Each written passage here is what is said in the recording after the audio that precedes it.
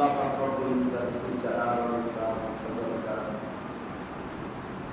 রব্বুল আলামিনের ইহসান মেহেরবানি দয়া আল্লাহ তাআলা আমাদেরকে আজকে 30 এপ্রিল 2025 রোজ বুধবার দিনাজপুর জেলা বিরামপুর ওলামা পরিষদের উদ্যোগে আয়োজিত আজকের এই দাওয়াত সম্মেলনে আল্লাহ তাআলাই আমাদের খেয়াল রাখে, আল্লাহর জন্যই জমা হওয়ার তৌফিক দান করেছেন। আলহামদুলিল্লাহ।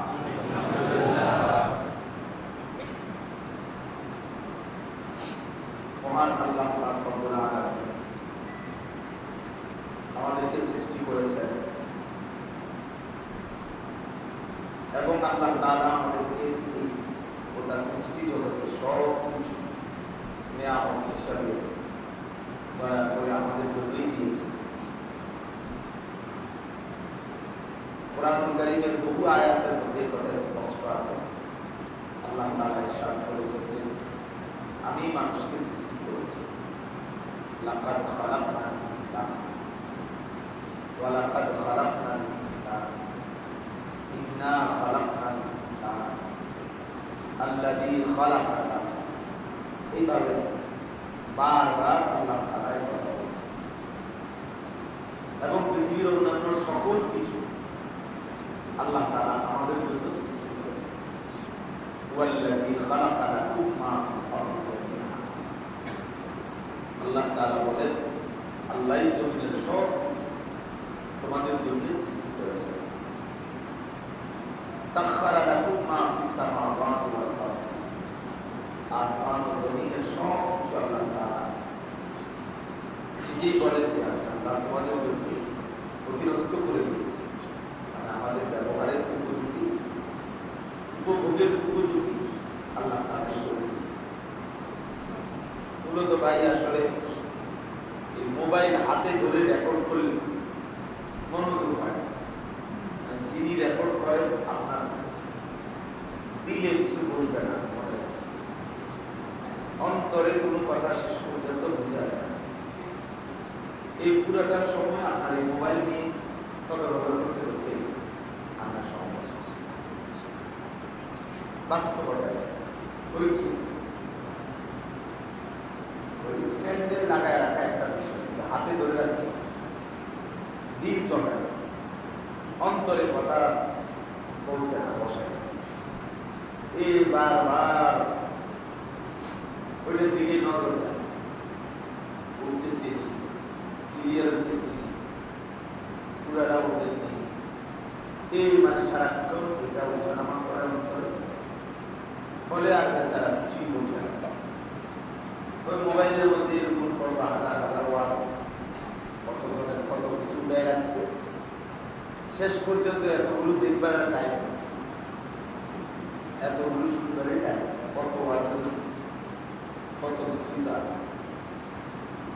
যেন সরাসরি শুনবার সুযোগ হইলে এটাকে খুব গণিমত মনে করে কাজে লাগানো। সামনাসামনি শুনবার বরকত আলাদা। মোবাইলের 1 লক্ষ ওয়াজ শোনা সামনাসামনি শোনার মধ্যে অনেক ব্যাপার। সামনাসামনি চোখের আসর আছে, হৃদয়ের আসর আছে, সোহবতের আসর আছে, অর্থাৎ এই সাহচর্য, এই সান্নিধ্য, এটার একটা আলাদা প্রভাব আছে।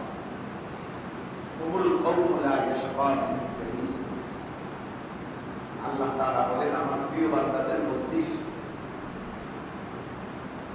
এরা এমন আমার যে তাদের সাথে যারাই বসে কেউই বঞ্চিত হয় না। তাহলে আল্লাহ তাআলার কোনো না কোনো প্রিয় বান্দা মজলিসে আছে, তো ওনার সাথে আমরা বসার বরকতে আশা করা যায় আমরাও বঞ্চিত হব না। এজন্য সোহবতের প্রভাব আছে, চোখের প্রভাব আছে। तीन होता है बुजुर्गों की नजर से बढ़कर। সর্বযুগে আউলিয়া কেরাম আল্লাহ মানুষের মধ্যে দিন আসে, মানুষের মধ্যে ইবাদত আমলের তৌফিক হয় কোন আল্লাহ ওয়ালা নজরের করে। এমনিতে তো একটা হলো জানা, ইসলামের অনেক বিষয়াদি আমরা সবাই জানি, কম বেশি সবাই জানি।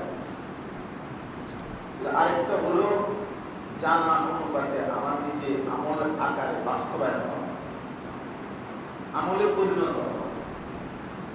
আর যখন আমলে পরিণত হয় তখনই সেটাকে এলম বলে, এলেম বলে। আর যখন শুধু জানে সেটা তার আমলে বাস্তবায়ন হয় না বা করে না বা পরিণত হয় না আমলে, সেটাকে মালুমাত বলে। অর্থাৎ এমনি কিছু বিষয়ের জ্ঞান অর্জন করে। এলেম তখনই এলেম হয় যখন তা আমলে রূপান্তর হয়। যেন কোরআন কারীমের মধ্যে বলছে লিয়াতাফাক্কাহু ফিদ্দীন, তাফাক্কুহ হাসিল করা মানে দ্বীনের বুঝ অর্জন করা, শুধু মুখস্থ না। এই কথা কলিজার মধ্যে বসা, হ্যাঁ নামাজ আমাকে পড়তে হবে, এই বুঝ আসা করি, হালাল আমাকে খাইতেই হবে, হারাম থেকে আমি বাঁচতেই হবে। এই যে বুঝ আসছে, যখন কলিজার মধ্যে এই বুঝ আসে না, তখন সে শত প্রতিকূল পরিবেশেও হালালের উপরে থাকার জন্য, চলার জন্য মজবুত থাকে। বাহ্যিক দৃষ্টিতে যখন মনে হয় কোনো সুযোগ নাই, কোনো উপায় নাই, তখনও সে মজবুত থাকে যে না, আমাকে আমার আল্লাহর হুকুম করে চলতেই হবে। ঠিকই আল্লাহ তাআলা পথ করে দেবেন।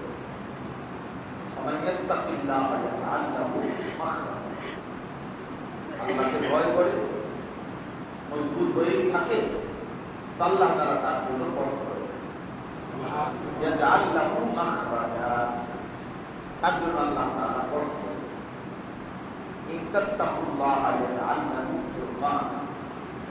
আল্লাহ তাআলা বলে, যখন বান্দা আল্লাহকে ভয় করে গুনাহ ছেড়ে দেয়, তো জান্নাত পর্যন্ত চলার জন্য আল্লাহ তাআলা তার অন্তরের মধ্যে সত্য মিথ্যার পার্থক্যকারী একটি ফুরকান, একটি শক্তি, একটি নূর, আলো আল্লাহ জানে। সেই আলোর পথ ধরে সে চিরসুখের জান্নাত পর্যন্ত পৌঁছে। আফামান শারাহা আল্লাহু সাদরাহু লিল ইসলাম ফাহুয়া আলা নূরিন মির রাব্বিহ। আল্লাহ তাআলা বলেন, যার দিল, যার পক্ষ আল্লাহ তাআলা ইসলামের জন্য খুলে দিয়েছেন, তো আল্লাহর পক্ষ থেকেই ফাহুয়া আলা নূরিন মির রাব্বিহ, সে আল্লাহর পক্ষই দেখেন। ওই ভাই কোনার ভাই, হ্যাঁ, কোনো বাংলা কথাই ওনারা ধরে না। কারে বলতেছে উনি বুঝেন, উনি ওনার মোবাইল নিয়ে গেছে। অনেক সময় মানুষের অবস্থা হয়, কোনো শব্দই আর তার মধ্যে কোনো আসর করে, উনি ওনাকে নিয়ে গেছে। কে বলে, কি বলে, কার জন্য বলে, এই এত কিছু আমার দরকার। আমার মনে যা চায়, আমার মনে যা চায়। এই খামখেয়ালি জিন্দিগি যখন কারো উপরে চাইবা বসে, তার জিন্দিগি আর কোনোভাবেই পরিবর্তন হয়। এই জন্য বড় সাংঘাতিক বিষয়, অনুভূতি আসা, বুঝ আসা। আমি এটাই বলতেছি। আল্লাহ বলেন যে আল্লাহ তাআলা যার অন্তর, যার পক্ষ ইসলামের জন্য খুলে দেয়, ফাহুয়া আলা নূরিন মির রাব্বিহ, সে আল্লাহর পক্ষ থেকে একটা নূর, আলো পায়। সেই আলোতেই আগামীর পথ চলা আলোকিত হয়েছে। তাই রে প্রিয় ভাই, শুধু শব্দ জানা, শুধু দুটা বিষয় জানা, এটা যথেষ্ট। কষ্ট করে হলেও এটাকে আমলের রূপান্তর। আর এই কষ্ট করতে করতে একদিন আল্লাহ তাআলা যখন কবুল করে নিবেন, পছন্দ করে নিবেন, তো বাকি জীবন পথ চলাটা তার জন্য সহজ হয়ে যাবে, আসান হয়েছে। এই জন্য সব সময় মনে রাখবেন, আগের থেকে নিজেকে বুদ্ধিমান ভাববেন না, আগের থেকেই নিজের দিল বন্ধ রাখবেন না। ওলামায়ে কেরামের প্রতি, আল্লাহ ওয়ালাদের প্রতি সব সময় নিজেকে খুব সমর্পিত, বিনয়ের সাথে নিজেকে তাদের সামনে পেশ করবে। কলের সামনে কলসিকে ঠিক মতো রাখতে, তাইলেই কলসি খুলবে, তাইলেই জগ খুলবে। ডানে বামে সরাইয়া রাখলে ট্যাপ ছেড়ে দিলে 500 লিটারের ট্যাঙ্কি পানি শেষ হয়ে যাবে, জগ খুলবে, জগ আর খুলবে, কারণ আপনি তো জগ ট্যাপের মুখ থেকে সরাই রাখছেন। তাহলে 1 সুতা সরাইলে 1 ইঞ্চি সরাই রাখলে যদি জগ না খুলে সম্পূর্ণ অমনোযোগী হয়ে আল্লাহর কথা শুনে পরিবর্তন হবে কিভাবে? অন্তরের মধ্যে আল্লাহর কথার প্রতি আজমত মহব্বত না থাকলে সেটা প্রভাব বিস্তার করবে কিভাবে?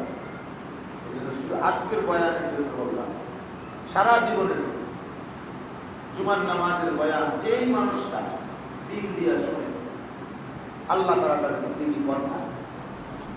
কোন আলেম দ্বীনের বক্তব্য যে দিল দিয়ে মহব্বতের সাথে গ্রহণ করার নিয়তে শুনে আল্লাহ তার জিন্দেগি বদলায়। আমার জীবনে আমি অনেক মানুষের গুণ দেখছি, কথার প্রসঙ্গে যারা বলে হুজুর বিষয়টা অবশ্য আমিও জানি, তারপরেও একটু আপনার থেকে জানতে চাচ্ছি। আমি এমন ফাজিল লোকের কোনো সময় কিছু বলি না, আমার জীবনেও বলি না, দৈরে বেটা ওর মতো ফাজিল লোক আমার দরকার। উনি বিষয়টা জানে, আমার লোক আসছে ইন্টারভিউ দিতে হবে, মানে মস্কারি করতে আসছে। আমিও জানি বিষয়টা, তবে আপনার কাছে একটু জানতে চাচ্ছি, কিন্তু নাম জানি আমি জানি। তার মানে এটা মূলত গ্রহণ করার কিনা সুরত। সাহাবায়ে কেরাম জানা বিষয়গুলো পর্যন্ত রাসূলুল্লাহ সাল্লাল্লাহু আলাইহি ওয়াসাল্লামের সামনে বলতেন আল্লাহু ওয়া রাসূলুহু আ'লাম, আল্লাহ এবং তার রাসূলই ভালো জানেন। নবীজি বললেই তারা নিজের থেকে আগ বাইরা বলতেন না, বরং রাসূলুল্লাহ সাল্লাল্লাহু আলাইহি ওয়াসাল্লামের হাতেই সমর্পণ করতেন। ফলে দিন নসিব হয়েছে, আমল নসিব হয়েছে। যাই হোক প্রিয় ভাই আমার বাপ,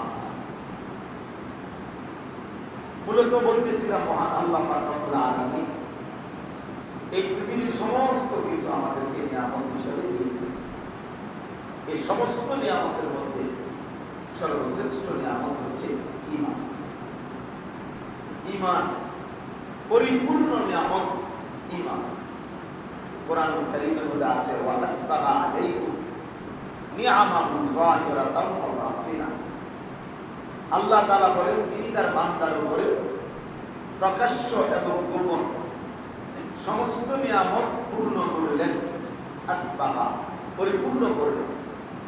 এই পরিপূর্ণ নিয়ামত পূর্ণ করলেন, তাফসীরের মধ্যে আছে কোন ব্যক্তির উপরে আল্লাহর নিয়ামত পূর্ণ হয় কখন?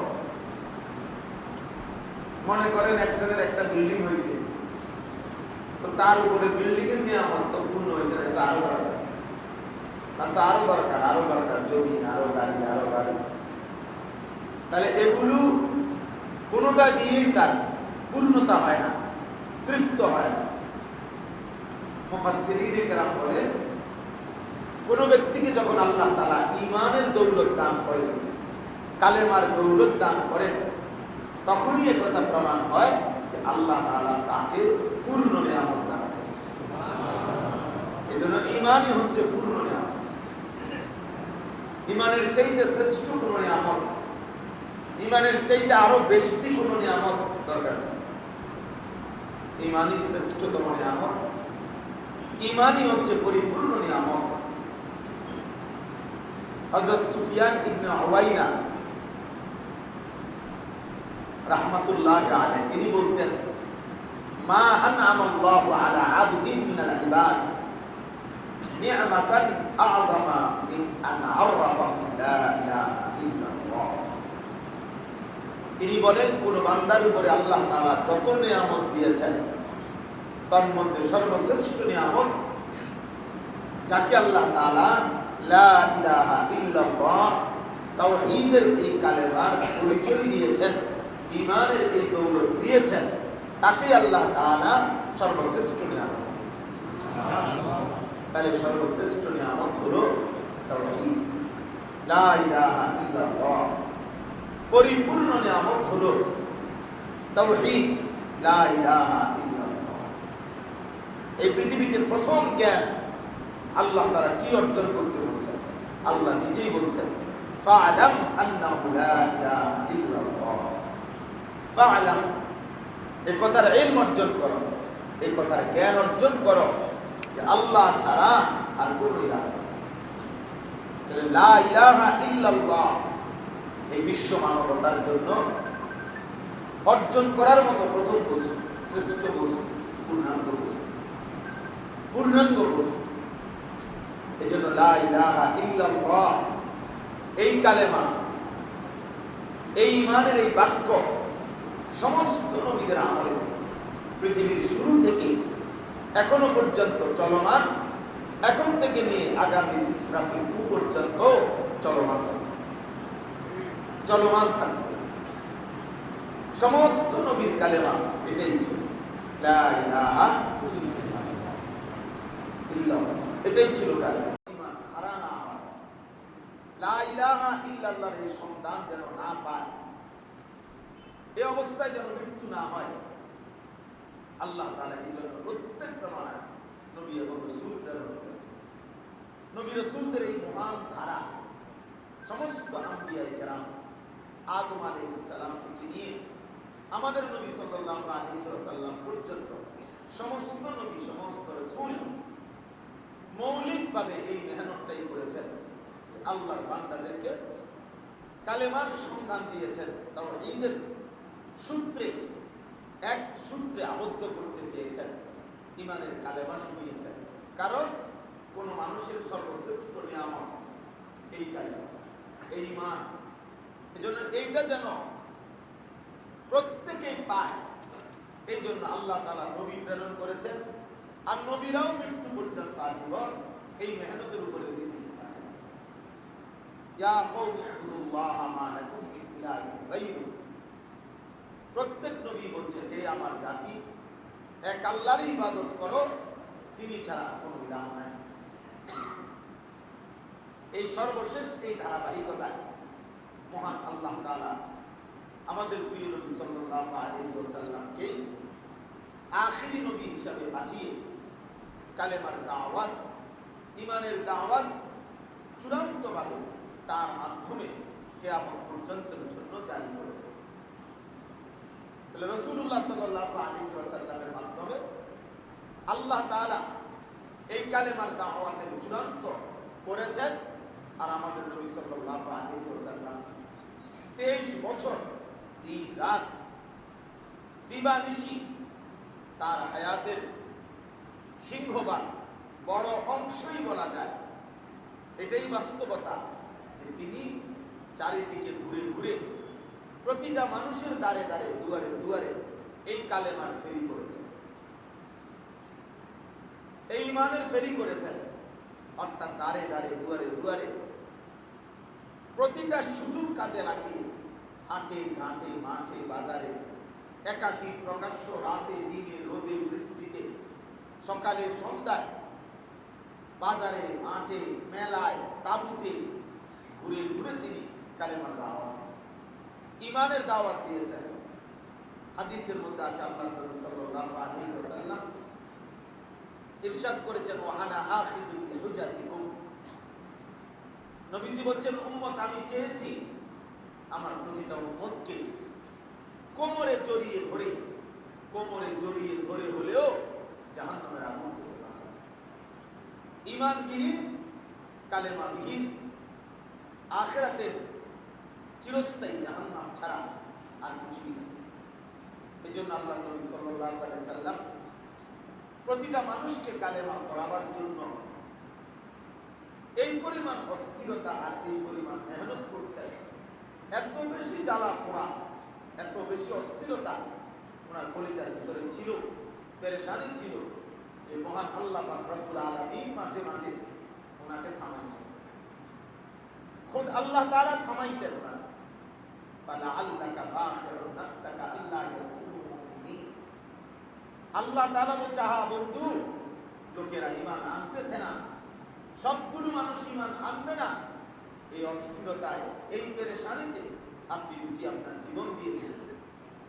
আপনি তো দেখতেছি মরে না যাবেন, আহারে আপনি কি শুরু করলেন? মানে নবী সাল্লাল্লাহু আলাইহি সাল্লামের অস্থিরতা, পেরেশানি, কান্না, চোখের পানি, হৃদয়ের ব্যথা, আর এত বেশি পরিমাণ মানুষের দ্বারে দ্বারে কালেমার দাওয়াত, যে মহান আল্লাহ পাক রব্বুল আলামিন তার মায়া রাখছে, তিনি বলছেন একটু থামেন, আপনি কি মরে যাবেন? ফালাআল্লাকা বাখিউন নাফসাকা আলা আথারিহিম ইন লাম ইউমিনু বিহাদাল হাদিসে আসাফা।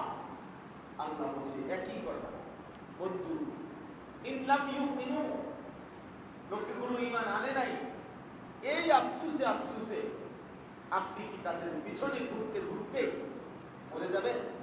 আলা আথারিহিম, তাদের পিছনে ঘুরতে ঘুরতে ফিরতে ফিরতে আপনি কি জীবন দিয়ে ফেলবেন?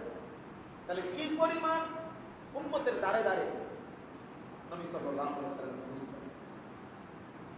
তারিখে ইবনে খাল্লিকান কিতাবের মধ্যে আছে, আল্লাহ নবী সাল্লাল্লাহু আলাইহি ওয়াসাল্লাম শুধুমাত্র আবু জাহেলকে 4000 বার কালেমার দাওয়াত দিয়েছেন। আর বাতু আলাফ, 4000 বার কালেমার দাওয়াত দিয়েছেন শুধু একজন আবু জাহেল। এবার বলেন রাসূলুল্লাহ সাল্লাল্লাহু আলাইহি ওয়াসাল্লাম কি পরিমাণ মেহনত করেছেন, কি পরিমাণ ফিকির ছিল যে আল্লাহ তাআলা একজন বান্দাও যেন চিরস্থায়ী জাহান্নামে না হয়। ঈমানবিহীন মানে অনন্তকালের জন্য জাহান্নাম, কালেমাবিহীন মানে অনন্তকালের জন্য জাহান্নাম। আমার প্রিয় ভাই, এবার আমরা যারা এখানে মুসলমান, আমরা যারা ঈমানদার, এখানে আমরা সবাই নিজেকে ঈমানদারি মনে করি, নিজেকে মুসলমানই মনে করি। অতএব সময়ের সংক্ষিপ্ততা, আমাদের প্রিয় ভাই হযরত মাওলানা মুফতি জুবায়ের আহমদ দামাত বারাকাতুহুল আলিয়া, তিনিও কথা বলবেন ইনশাআল্লাহ। তা আমি আপনাদের কাছে শুধু এই কথাটাই মনে করাইতে আসছি যে ইনসাফের সাথে আমাদের বোঝা উচিত যে আমাদের নবী সাল্লাল্লাহু আলাইহি সাল্লাম মানুষকে কালেমার দাওয়াত দিয়েছেন। প্রত্যেকটা মুশরিককে, কাফেরকে, মুনাফিককে আল্লাহর দিকে ফিরাইতে চাইছেন, আল্লাহর দিকে ফিরিয়ে আনতে চাইছেন। এখন এই হুবহু এই জিম্মাদারিটা মহান আল্লাহ পাক রব্বুল আলামিন আমাদেরকে দিয়েছে। এটা পরামর্শ করে সিদ্ধান্ত হয়েছে না, এটা উচিত করণীয় করলে ভালো হইতো এরকম কোনো বিষয় না, বরং এটা আল্লাহ তাআলা প্রিয় নবী সাল্লাল্লাহু আলাইহি ওয়াসাল্লামের মাধ্যমে আমাদেরও জিম্মাদারি দিয়েছেন। কুল হাদিহি সাবিলি আদউ ইলাল্লাহ আলা বাসীরাতিন আনা ওয়া মান ইত্তাবা'আনি। একেবারে সরাসরি কোরআনের আয়াত, সূরা ইউসুফে আল্লাহ তাআলা বলেন, হে নবী আপনি বলুন এটাই আমার রাস্তা, এটাই আমার পথ, এটাই আমার জিন্দেগি। আদউ ইলাল্লাহ, আমি আল্লাহর দিকে ডাকবো মানুষকে, আলা বাসীরাতিন, পূর্ণ জ্ঞান নিয়ে, পূর্ণ বিশ্বাস নিয়ে, পূর্ণ ইয়াকিন নিয়ে। আর এই ডাকা, এই আল্লাহর দিকে মানুষকে ফেরাবার চেষ্টা, এই দায়িত্ব, এই জীবন, এই রাস্তা আনা ওয়া মান ইত্তাবা'আনি। আল্লাহ বলছেন নবী আপনি বলে দেন এটা আমারও রাস্তা, আর যুগে যুগে যারা আমাকে অনুসরণ করবে ওয়া মান ইত্তাবা'আনি তাদেরও রাস্তা এটা, তাদেরও জিম্মাদারি এটা। তাহলে আমার ভাই, কোরআনুল কারীমের এই আয়াত স্পষ্ট বক্তব্য, মানুষকে আল্লাহর দিকে ডাকা, কালেমার ফেরি করা। প্রতিটা মুসলমানকে, যে এখনো আল্লাহ চিনে না, যে এখনো আখিরাত চিনে না, যে আমাদের নবী সাল্লাল্লাহু আলাইহি ওয়াসাল্লামকে মানে না, যে আল্লাহকে মানে না, তাকে আল্লাহর দিকে দাওয়াত দেওয়া খোদার কসম এটা আমাদের প্রত্যেকের দায়িত্ব, প্রত্যেকের দায়িত্ব। আমাদের নবী সাল্লাল্লাহু আলাইহি ওয়াসাল্লাম মুসলমানের নবী না, তিনি গোটা বিশ্ব মানবতার নবী। যেখানেই মানুষের অস্তিত্ব তিনি তারই নবী। ওমা আরসালনাকা ইল্লা কাফাতাল লিন-নাস, আল্লাহ বলেন কাফাতাল লিন-নাস, আপনাকে রাসূল বানিয়েছি আমি গোটা বিশ্বের সমস্ত মানুষের জন্য। তাহলে পৃথিবীর সমস্ত মানুষের জন্য রাসূল, আমাদের নবী সাল্লাল্লাহু আলাইহি ওয়াসাল্লাম নবীজি বলছেন, ইউবাসুন নাবিয়্যু ইলা কওমিহি খাসসাতান ওয়া বুইসতু ইলা নাসি কাফাতান। ইতিপূর্বের সব নবী আসতেন নির্দিষ্ট এলাকায়, নির্দিষ্ট কওমের কাছে, আর আমাদের নবী সাল্লাল্লাহু আলাইহি ওয়াসাল্লাম তিনি বলেন, আমি প্রেরিত হয়েছি ইলা নাসি কাফাতান, গোটা বিশ্ব মানবতার জন্য।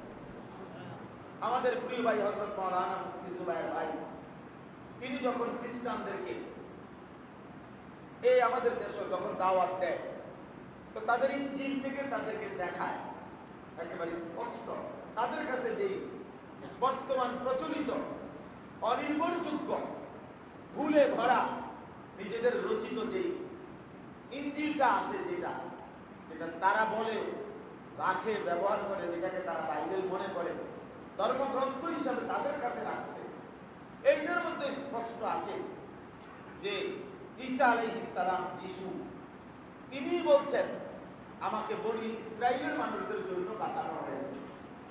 তাহলে বনি ইসরাইল একটি নির্দিষ্ট জাতি। আজকের ইসরাইলের যারা ইহুদি, এই ইহুদিরা যেখানে আছে ফিলিস্তিনের সীমানায় এবং ইসরাইলকে এবং অন্যত্র যদি কিছু ইহুদি থাকে, তিনি শুধু তাদেরই নবী ঈসা আলাইহিস সালাম। তাহলে ঈসা আলাইহিস সালাম তিনি, খ্রিস্টানরা যাকে নবী মানে, তিনি গোটা পৃথিবীর নবী নন, গোটা পৃথিবীর মানুষের নবী নন।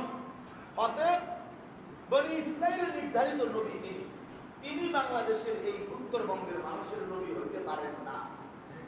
অতএব এই উত্তরবঙ্গের মানুষের কাছে ইউরোপিয়ানরা অথবা তাদের অনুসারীরা অথবা তাদের মদদে, তাদের টাকায়, তাদের ব্যবস্থাপনায় কোনো মানুষকে, এদেশের কোনো মুসলমান কিংবা বিধর্মী যেই হোক, কাউকে খ্রিস্টান ধর্মে ধর্মান্তরিত করার কোনো প্রচেষ্টা, কোনো প্রপাগান্ডা করার কোনো অধিকারই মূলত তাদের ধর্মগ্রন্থ তাদেরকে দেয় না।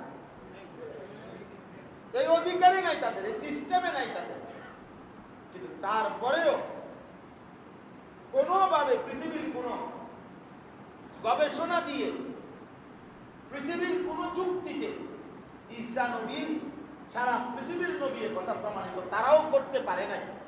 তারপরেও তারা আমাদের অঞ্চলে, আপনাদের এই অঞ্চলগুলোর চতুর্দিকে একেবারে মাকড়সার জালের মতো তারা পরিকল্পিতভাবে রাত দিন মেহনত করে মুসলমানদেরকে ধর্মান্তরিত করছে, খ্রিস্টান বানাচ্ছে। আমি গতকালকেও কুড়িগ্রাম গিয়েছি, ওইখানে একজন মানুষ, আমি নিজে ওনাদের সাথে আমি সহ ছিলাম, ওই ভদ্রলোক, ওই মানুষটা মুসলমান ছিল, 7 বছর একটা মসজিদের ইমামতি করছে, প্রকাশ্যে আমার সামনে বলছিল। এখন সে সরাসরি প্রকাশ্যে খ্রিস্টান, তার পুরো ফ্যামিলি, তার ভাই, তার বাচ্চা, তার বিবি সহ, এবং তার ঘর 2টা ছোট ঘর, একটা ঘর হলো চার্চ, খ্রিস্টান লেখাই আছে বিপিটি চার্চ বলে। যে আশ্চর্য কথা, আমি গত বছর এই দিনাজপুরে আগস্ট মাসে, গত বছর 24 সালে এক চিল্লা সফরে ছিলাম দাওয়াত ও তাবলীগের নিসবতে। আপনাদের এই বিরামপুরে আমি কোন এক জায়গায় আসছিলাম গত বছরের সফরে। তো এই সফরে আমি তখন আমিও ঘুরে ঘুরে দেখছি আপনাদের এই জেলা সহ চতুর্দিকে প্রত্যেকটা উপজেলায় খ্রিস্টানরা, মিশনারিরা তারা তাদের কার্যক্রম চালাচ্ছে। কেউ কাদিয়ানি বানাচ্ছে, কেউ খ্রিস্টান বানাচ্ছে। তাহলে এদের সম্পূর্ণ ভ্রান্ত, ভুল, অযৌক্তিক, অবাস্তব একটি ধর্মের দিকে তারা ডাকতেছে। আর সত্য, সঠিক, পরিপূর্ণ কিয়ামত পর্যন্তের জন্য নির্ধারিত একমাত্র ধর্ম ইসলাম। মুসলমান এত বিপুল পরিমাণ থাকবার পরেও, মুসলমান যেখানে আমাদের জিম্মাদারি প্রতিটা অমুসলিমকে, প্রতিটা হিন্দুকে, প্রতিটা বৌদ্ধকে, প্রত্যেকটা বিধর্মীকে, এমনকি যে উপজাতিরা যারা মনে করেন যদি কোনো তাদের ধর্মও না থাকে, অথবা যদি তারা পাহাড়ি নিজস্ব বানোয়াটি কোনো ধর্মও বানায় পালন করে, খোদার কসম এরা তো মানুষ, এরা তো ইনসান, তো এদেরকে আল্লাহর দিকে ডাকা, এদেরকে জাহান্নাম থেকে বাঁচাবার জন্য চেষ্টা করা, এটা তো অবশ্যই অবশ্যই আমাদের জিম্মাদারি ছিল। আমরা যদি আমাদের এই দায়িত্ব, আনা ওয়া মান ইত্তাবানি, নবীজি তো বলছেন, আল্লাহ তাআলা বলাইছেন আমি এবং আমার অনুসারীগণের এই দায়িত্ব মানুষকে আল্লাহর দিকে ডাকা। সাহাবায়ে কেরাম রাসূলুল্লাহ সাল্লাল্লাহু আলাইহি সাল্লাম যখন বিদায় হজ্জের ভাষণ দিতে আরাফাতের ময়দানে, তখন ১৬ লক্ষ সাহাবী নবীজির সামনে ছিল। তাহলে ১৬ লাখ সাহাবী তো হজ্জের সফরে একসাথে বিদায় হজ্জে ছিল, জীবিত। কিন্তু পৃথিবীর সমস্ত ইতিহাসে এই কথা প্রমাণিত যে নবীর মক্কা এবং মদিনা সর্বোচ্চ ১০,০০০ থেকে ১১,০০০ সাহাবী হবে না, ১০-১১,০০০-এর বেশি না, এই পরিমাণ সাহাবীর শুধু কবর মক্কা এবং মদিনা। তাইলে যেখানে ১৬ লক্ষ সাহাবী ছিল আরাফাতের ময়দানে, মাত্র ১০-১১,০০০ সাহাবীর কবর যদি মক্কা মদিনায় হয়, তো বাকি এই লক্ষের চাইতে বেশি সাহাবী ওনারা কই গেলেন? ওনারা কি করলেন? তাই ওনারা তো এখানে মরেন নাই। তাহলে ওনারা প্রত্যেকেই নিজ নিজ মাতৃভূমি ছেড়ে আজীবনের জন্য ওনারা ওই যে নবীজি সাল্লাল্লাহু আলাইহি সাল্লাম বলেছেন, ফালিউবাল্লিগিশ শাহিদুল গায়বা, নবীজি বিদায় হজ্জে বলে দিছিলেন, আজকে তোমরা যারা উপস্থিত, তোমরা আমার অনুপস্থিত উম্মতের কাছে আমার এই দ্বীন পৌঁছাবা, আমার এই কালেমা পৌঁছাবা, আমার এই মেহনত পৌঁছায় দিবা।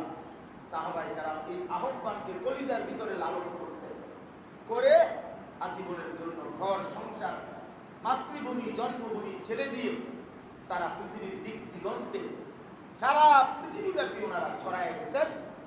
এবং পৃথিবীর শেষ প্রান্ত পর্যন্ত মানুষ খুঁজে খুঁজে, পাহাড়ে জঙ্গলে, আফ্রিকার গহীন অঞ্চলে ১ জন মানুষ, ১০ জন মানুষ, ৩ জন মানুষ খুঁজে খুঁজে তালাশ করে ইতিহাসে আছে।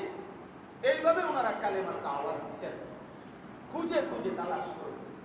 হযরত উতবা ইবনে নাফি, আল্লাহর নবী সাল্লাল্লাহু আলাইহি ওয়াসাল্লাম এর বিখ্যাত সাহাবী, মাত্র ২২ বছর বয়সে যিনি গোটা আফ্রিকা অঞ্চলে কালেমার দাওয়াত দিয়েছিলেন। উনি কিতাবে স্পষ্ট লিখছে যে উনি মানুষের কাছে জিজ্ঞাসা করতেন, হাল মিন ওয়ারাইকুম আহাদ, তোমাদের পিছনে তোমাদের জানা মতে আর কোথাও কোনো মানুষ আছে কিনা? কেউ যদি বলতো ৫০ মাইল দূরে ওইখানে আবার ১০ জন মানুষ আছে, তো তিনি তাদের কাছে যেতেন, আবার তাদেরকে কালেমার দাওয়াত দিতেন। তারা কালেমা গ্রহণ করলে ওদের থেকে জিজ্ঞাসা করে আবার আরেকখানে যাইতেন।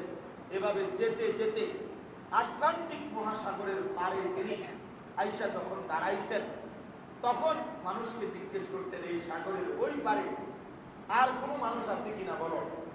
তখন সমস্ত মানুষ বলছে, না, এটা মহাসাগর, এর ওই পারে আর কোনো মাটি আছে কিনা আমাদের জানা নাই, মানুষ তো দূরে থাকে।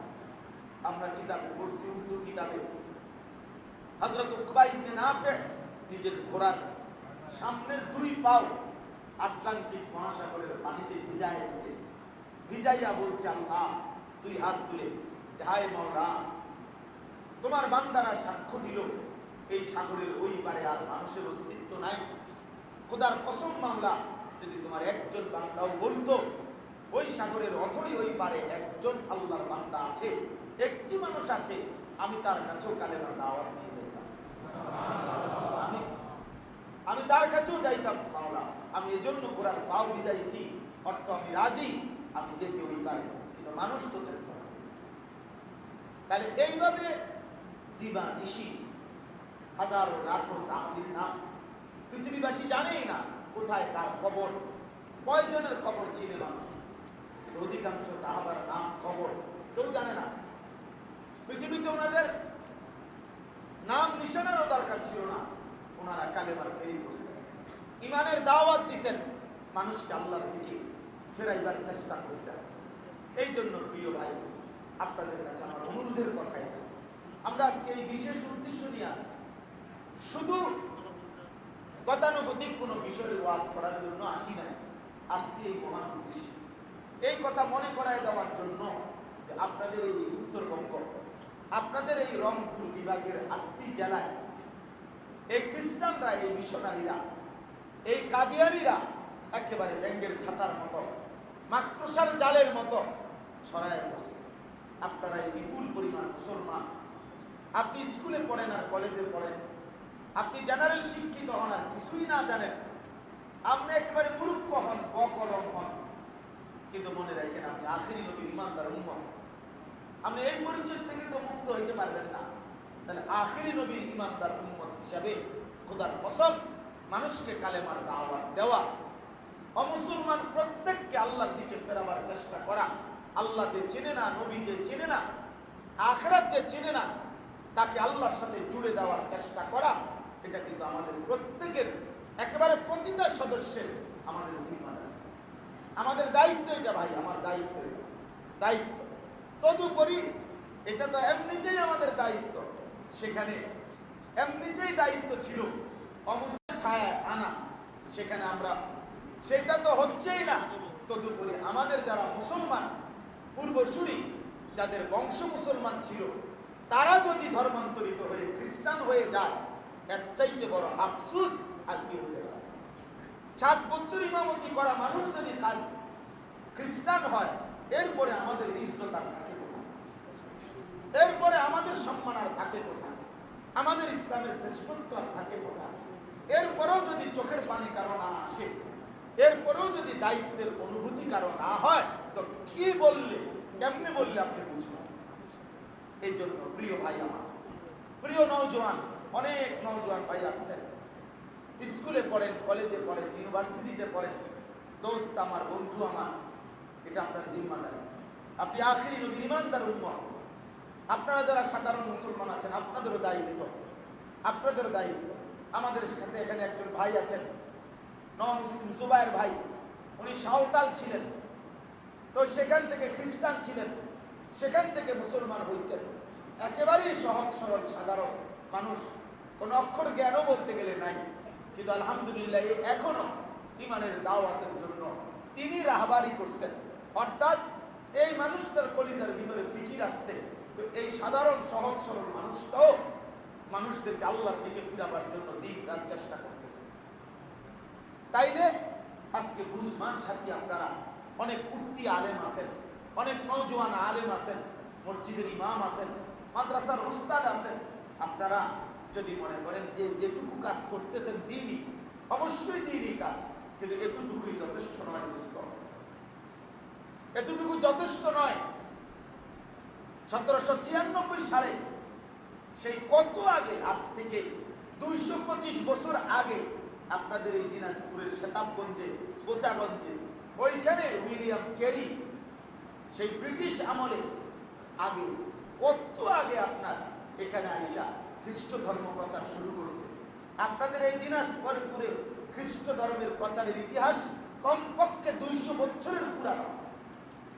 200 বছর আগ থেকে যারা এখানে খ্রিস্ট ধর্ম প্রচার করে, আর সেখানে 200 বছর পরে আইসাও আমরা আপনাদের বুঝাইতে পারলাম না যে আপনাদেরও দায়িত্ব আছে। আফসোসের বিষয়, 200 বছর পরেও আপনারা মুসলমান সংখ্যাগরিষ্ঠ বুঝতে চাচ্ছেন না যে শুধু ভাত, মাছ, চাল, ডাল, শুধু সংসার, শুধু জিফুতের লেগে কদ্দুর খানা, খরচ টরচ কটা, ঘাট পালক বানাইয়া মরে যাওয়া, এটার নাম মুসলমানের জিন্দিগি না।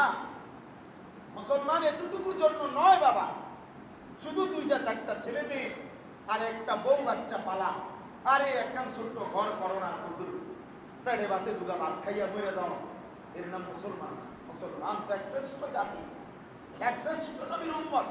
পৃথিবীর শেষ প্রান্ত পর্যন্ত আল্লাহর দিন পৌঁছায় দেওয়ার স্বপ্ন, ফিকির, সাধনা, মেহনত, এটা মুসলিম জাতির বৈশিষ্ট্য। আজকে আমরা আমাদের জিম্মাদারি ভুলে গেছি। তাহলে আমরা হাসরের ময়দানে আল্লাহ নবী সাল্লাল্লাহু আলাইহি সাল্লামের কাছে কিভাবে জবাব দেব? কিভাবে দাঁড়াইবেন সুপারিশের জন্য? কিভাবে দাঁড়াইবেন হাউজে কাউসারের পানির জন্য? তিনি বলবেন, উম্মত 23টা বছর আমি খাই নাই, ঘুমাই নাই, পেটে পাথর বাঁধছি, আমি উহুদের রক্ত ঝরিয়েছি, আমি 24 ঘন্টা আমি দিন রাত মেহনত করছি, মানুষকে আল্লাহর দিকে ফেরাবার জন্য, কালেমার দাওয়াত দেওয়ার জন্য, সেই তুমি আমার উম্মত হয়ে মোটেই বিষয়টা পাত্তাই দিলা না, আজকে আমার কাছে সুপারিশের জন্য কেন আসলা? তখন আপনি কোনো জবাব দিতে পারবেন? এই জন্য মেহেরবানি করে আমি অনুরোধ করছি আপনাদের কাছে, আপনারা দয়া করে বিষয়টা, একে তো স্বাভাবিকভাবেই দায়িত্ব ছিল, কিন্তু এখন আরো বেশি দায়িত্ব আপনাদের, যেহেতু আপনাদের উত্তরবঙ্গে ব্যাপকভাবে খ্রিস্টান বানানোর, ধর্মান্তরিত করার, মুরতাদ বানানোর কার্যক্রম ব্যাপকভাবে অফিসিয়ালি ভাবে একেবারে পরিকল্পিতভাবে চলতেছে। তো সেই ক্ষেত্রে আপনারা যদি আরেকটু নজরদারি না করেন, আরেকটু চেষ্টা না করেন, আপনারাও যদি বিকল্প মুসলমান হয়ে আপনারাও যদি তাদেরকে ইসলামের দিকে ফিরাবার, কালেমার দাওয়াত দেওয়ার এই কাজটা না করেন, তো কে করবে বলেন? তো আজকে আলহামদুলিল্লাহ আমাদের প্রিয় ভাই হযরত মাওলানা মুফতি জুবায়ের আহমদ সাহেব, আলহামদুলিল্লাহ ওনার তত্ত্বাবধানে, ওনার দিন রাতের ফিকির অমুসলিমদেরকে, বিধর্মীদেরকে, মুরতাদদেরকে কিভাবে ইসলামের দিকে ফেরাবে, কালেমার দাওয়াত দেবে, এই দিন রাতের এই ফিকিরে ওনার আজকে অনেক বছরের মেহনতে এখন আলহামদুলিল্লাহ ওনার সাথে সঙ্গী হিসাবে কিছু নওজোয়ান আলেম, কিছু সাথী, কিছু আওয়াম সাথীও তৈরি হয়েছে, যারা এই অমুসলিমদেরকে দিন রাত দাওয়াত দেয়। আপনাদের অঞ্চলে কাজ করে অল্প অল্প, সাথী কম, কিন্তু এরপরেও কার্যক্রম চলতেছে। ওরা কিভাবে দাওয়াত দেয়, কিভাবে অমুসলিমদেরকে বলতে হয়, কিভাবে কি করে, এইটা নিয়ে আপনি যদি কমপক্ষে 3টা দিন আপনি যদি উনাদের সাথে থাইকা দাওয়াত ও তাবলীগের সিস্টেমে একটা মসজিদে অবস্থান করে অমুসলিমদেরকে দাওয়াত দেওয়া গুরুত্বটা কি, দিতে হয় কিভাবে, শিখতে হয় এবং দেওয়ার জন্য চেষ্টা করা, এটুকু সময় যদি আপনি দেন, দেখবেন ইনশাআল্লাহ আপনার ভিতরেও উম্মতের ফিকির আসবে এবং আপনিও বুঝবেন যে আপনারও উচিত, এবং আপনিও ইনশাআল্লাহ 2-4 শব্দ বলতে পারবেন। কাজে আমি আপনাদের কাছে অনুরোধ, বলেন ইনশাআল্লাহ দেবেন তো? ইনশাআল্লাহ হযরত কথা বলবেন, এরপরে তাশকিল হবে, এরপরে আপনারা নাম লেখাইবেন ইনশাআল্লাহ। আল্লাহ তাআলা আমাদেরকে তৌফিক দান করেন, আল্লাহ তাআলা আমাদেরকে কবুল করেন, আল্লাহ তাআলা আপনাদের এই আশা বসাকে বরকত দান করেন, উম্মতের ফিকির আমাদের কলিজার মধ্যে দান করেন, আমিন।